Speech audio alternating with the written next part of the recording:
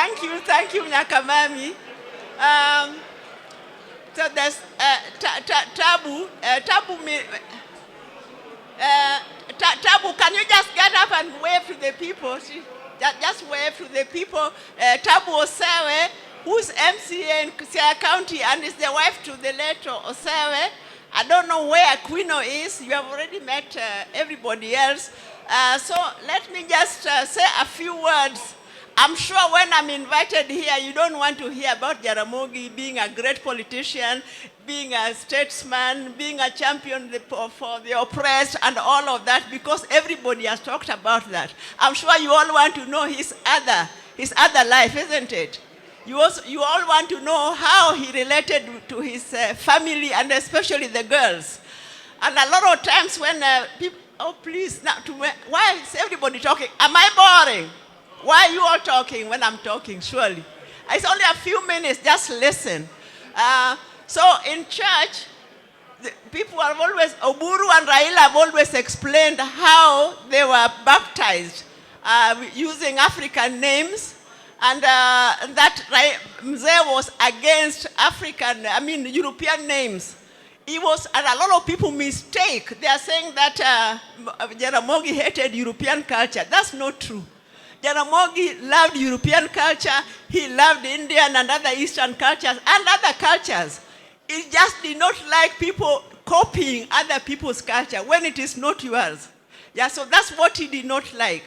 And a lot of people have all these myths about him. When I was in school, people would come to ask me that, oh, we hear your father turns into foam, he turns into a fly, he turns into this. And then you get surprised because I was living with him in the same house and I never saw any of those things. Did any of you ever hear those stories about him turning into foam and I don't know what, like soaps, foam and sabs and all that?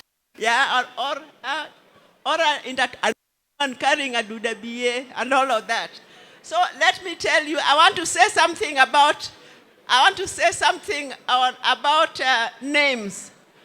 So there's a book which I'm writing, and I've written something about names. People don't know that the rest of us also had a struggle with names. And because most of us were jealous when we had people who are called nice names like John, George, Elizabeth, Mary, and you are called, you don't have any of those names. So one time I told you the idea of Jennifer, and then I dropped it.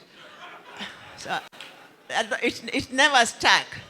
And all of us, except for Raila, all of us at one time or another, took on some European names, but we were too shy to let our parents know. So Oburu, I don't know whether they'll forgive me, but Oburu, when he was in Pehil, he was called John Dennis. He wanted to impress his friends. Yeah, he wanted to impress his friends. I think even girls, especially girls.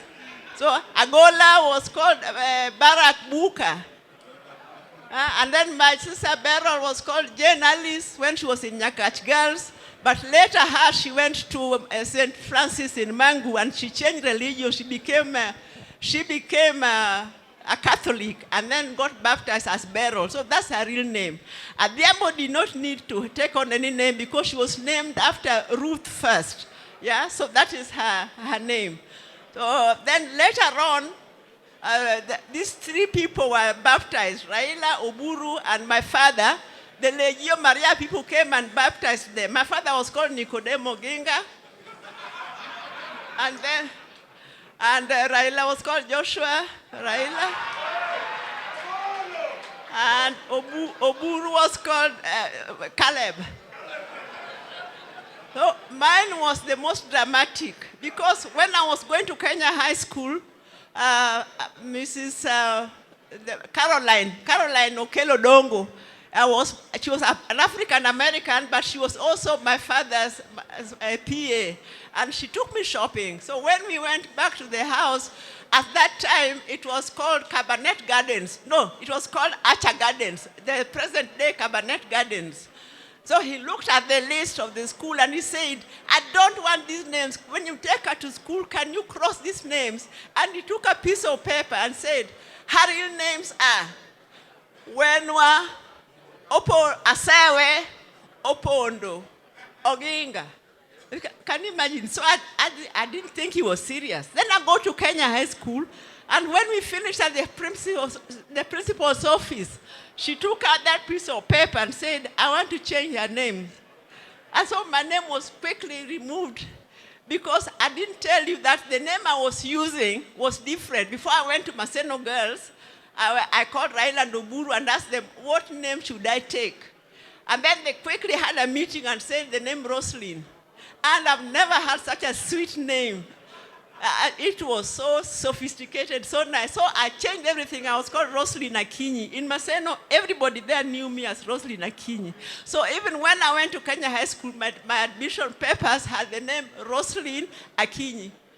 Then my father went and my name was changed. So can you imagine? Kenya High School at that time was really, what do you call it? It was a typical colonial school. You know, there are all these school rules, there are table manners, respect your elders, the pudding, with custard and trickle tarts and I don't know what, jam tarts. And you can imagine that environment is where I went with a name like Wenwa, Opondo, Akinyi, Oginga. I have never been so embarrassed. And the class teacher, whenever she was reading the register in the morning, when she reached my name, she would start, Wenwa, Asewe, Opondo, and then she would pause, yeah? And then continue, so that everybody started laughing. Can you imagine what I went through? And all my friends were having nice names: Agnes, Gladys, Jane, sweet names.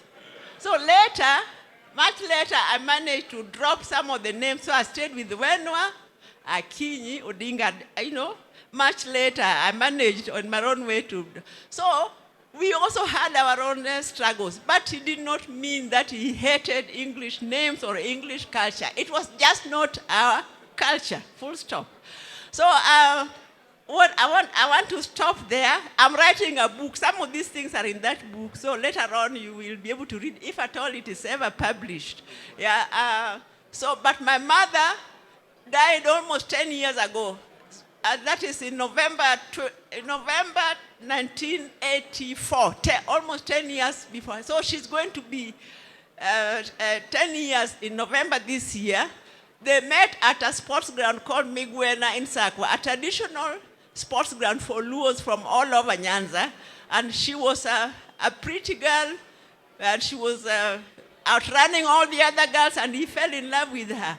And later on, he managed to get her. So I just want to request that please, our political leadership, can you people do something about Migwena?